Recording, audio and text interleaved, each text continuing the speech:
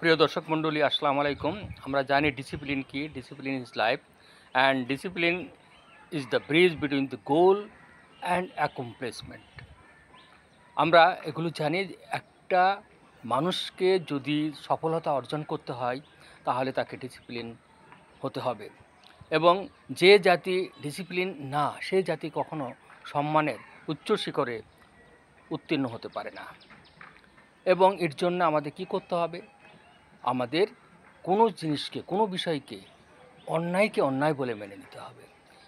যে জাতির মানুষ যত ক্ষমতাবান হোক, বা যে জাতি যত ক্ষমতাবান হোক, যত টাকা পয়সা থাক না কেন, সব কিছু থাকুক, একটা মানুষের থেকে শুরু করে সে যদি তার টাকা পয়সা, ধন দৌলত, সামাজিক পরিচিতি, সব কিছু যদি তার থাকা সত্ত্বেও কিন্তু যদি ডিসিপ্লিন না থাকে, তাহলে সে উন্নতি করতে পারবে না, সফলতা আসতে পারবে না।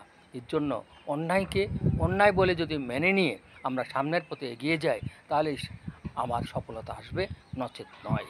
সুতরাং মনে রাখতে হবে, discipline is life, discipline is everything of your life. Thank you very much.